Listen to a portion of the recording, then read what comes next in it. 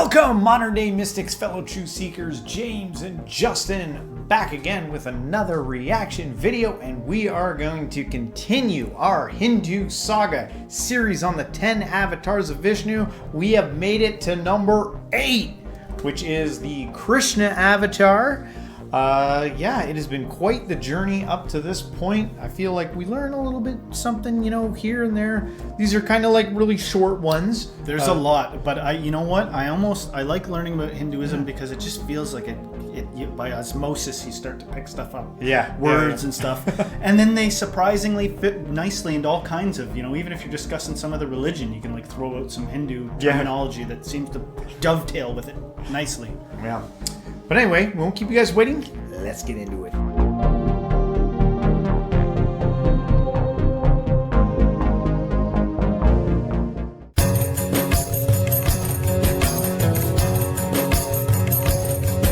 Dashavatar represents the 10 different incarnations of Vishnu which were taken to save the earth and its living beings from destruction. This video will narrate to you the story of the 8th incarnation of Vishnu. To know all about the 10 different avatars of Vishnu, watch the playlist linked in the comments below.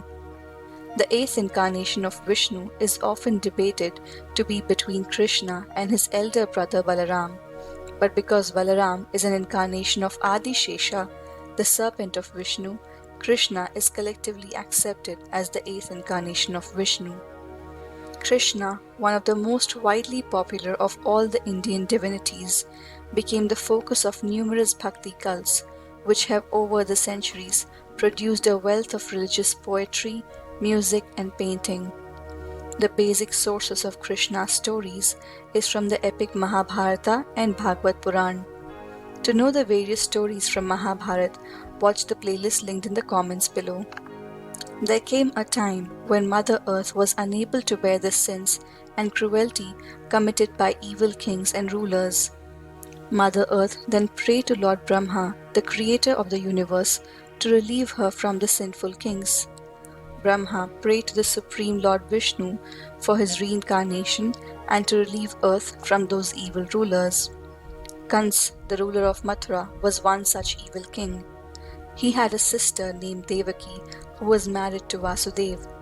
The day Devaki and Vasudev got married, a voice from the sky forecasted that Devaki's 8th son will bring an end to Kansa's rule and will kill him. A frightened Kans held the couple captive. He then vowed that he will kill every child of Devaki and Vasudev. Seeing their first 7 children being killed by the cruel Kans, the imprisoned couple feared giving birth to their 8th child. One night, Lord Vishnu appeared before them. He told them that as their son, he will return and rescue them from Kansa's evil deeds. The divine baby was born, and the day he was born, Vasudev found himself magically freed from the prison. In a subconscious state of mind, he took the baby away from the prison and placed him into a safer place. Vasudev reached a house in Gokul, exchanged Lord Krishna with a newborn girl of Nand and Yashoda, and returned to prison with the girl child. Meanwhile, Krishna was raised as a cowherd in Gokul. Childhood of Lord Krishna is filled with stories of his mischievous pranks and incidents that depict his divine nature.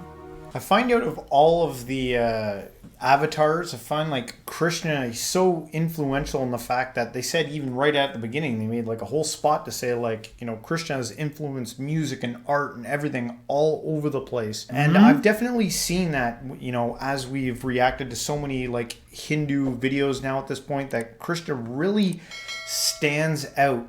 And there's even like there's a lot of parallels I'm starting to see within the Hindu faith and some of the, Abrahamic religions, like, the special baby being born, right? And then, being raised in modest, upbringing, kind of Jesus as a carpenter and him, I forget what they said there, but it was kind of like modest beginnings. So there's a lot of parallels in these stories. These stories must have a strong influence on the mind, and maybe because sometimes I wonder why somebody like Sadhguru pays so much reverence to like Shiva and all this stuff and ways of living and ways of being. But But there's something really deep about the communication through these stories, because I just wanted to point something out. I've mentioned in the past that that guy who's blue with the mustache, he appeared to me in a dream way before we started studying this stuff. And I've never had Jesus appear to me in a dream, I don't think, or Muhammad. Osho's made a couple of appearances in my dreams, I think. But other than that, I just recently, again, I had a dream where there was this shape-shifting snake, and it sort of came up and it bloomed into a lotus blossom near my head. Yeah. And I'm looking at this, and it's snakes and what look like lotus blossoms to me, and I'm like, the subconscious does something with this information. Yeah. And so no wonder it's super ancient, and who knows all the crazy, like all the dimensions to which this is relevant in. But I just wanted to point that out too. Maybe somebody can, somebody in the past explain what they thought the dream I originally told in that other video was. Yeah. Maybe something to do with this shape-shifting snake lizard type thing that turned into a snake, came over, and then a lotus blossom. Yeah. All right. Anyway, or don't. According to a popular story, Krishna carried off a gigantic serpent, Kalia, from the river to the sea. Sri Krishna also raised Mount Govardhan with his little finger and kept it as an umbrella to shield Vrindavan's people from the torrential rain caused by Lord Indra, who was irritated by Krishna. During his boyhood, due to unexpected turn of events, the news confirming that Krishna was indeed the son of Devaki and Vasudeva broke out, and Krishna had to leave to Mathura, leaving behind his other family of Nand and Yashoda. After many years, considering the kingdom dangerous, he led the Yadavas to Kathiawar's west coast and set up his court in Dwarika. He married a beautiful princess from the Vidarbha kingdom named Rukmini. Lord Krishna married 7 other wives: Satyabhama, Jambavati, Kalindi, Nagnajiti, Mitravinda, Lakshmana and Bhadra. Krishna is also famous for having 16,000 wives. To know about this story in full detail, click on the link above. Sri Krishna became a counselor and a friend to Pandava prince Arjuna. In the great war of Kurukshetra between the Kauravas and Pandavas, Krishna declined to bear arms. Still, he agreed to be present on one side of the army. To avoid any kind of war between the cousins, Krishna requested Kauravas to give a small amount of land to the Pandavas. Duryodhana, however, opposed any compromise. Krishna gave his dearest friend Arjuna a choice once the war became inevitable. Either he could choose Krishna himself, or he could choose the armies of Krishna. Arjuna preferred Sri Krishna's presence instead of his troops, while Duryodhana chose the Narayani Sena, or the army of Krishna. As the war began, Arjuna was moved by the thought of killing his family members and put down his weapon. Lord Krishna then advised him about the battle and its repercussions, karma, the purpose of life and death, and the power of dharma. Sri Krishna also revealed his universal form, known as the Vishwaroop, to Arjuna, showing Arjuna his full spiritual realization. After this, Arjuna, an admirer and relative of Sri Krishna, became his disciple. Sri Krishna represents all of the human and spiritual elements. He played a human role as an avatar, but at the same time, he was a fully realized spirit. Krishna met Gandhari after the battle of Kurukshetra was over to give her condolences, as the Pandavas had won the battle and Gandhari had lost her 100 sons to death. Gandhari, in her rage, aggressively came up to Lord Krishna and poured her anger on him. According to her, the mass killing and the war could have been avoided by Krishna, but he did not. Her grief turned into vengeance, and she cursed Krishna that if her devotion towards Shiva was pure, and if she was true to her husband all her life, then 36 years from that day, Krishna would die. His kingdom Dwarika would be flooded, and the entire clan of Sri Krishna will be destroyed, the same way he made the Kauravas reach death. 36 years later, Gandhari's curse came true. Dwarika was consumed by the Arabian Sea. The Yadava race went extinct.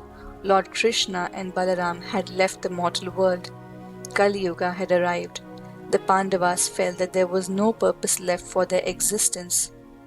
To know the full story about the end of Krishna Avatar and the extinction of Yadava clan, Watch the video linked above and in the comments below. Saw a thumbnail for the story of the Nagas. The Naga there. Oh yeah, that might be worth a reaction. One thing you were talking about the similarities between Christianity is made me think of when when Krishna shows his real form was the transformation of Jesus on the mount. When he shows them what he really is. Yeah. And I also remembered, I think Jesus did appear in my dream one time, but he might have been a statue or something. Oh. Well, one thing, that definitely sticks out in all of these stories is the fact that whatever you want to call it, God, the universe, the divine being, and whatever form it comes in, it seems like it has some connection with humanity and, making sure it continues on or taking care of it. And, that's a message, I think, for the day and age that we're living in, that, there's a positive message that it's not forgotten. And I think the 10th avatar still hasn't come. I think that's like the prediction.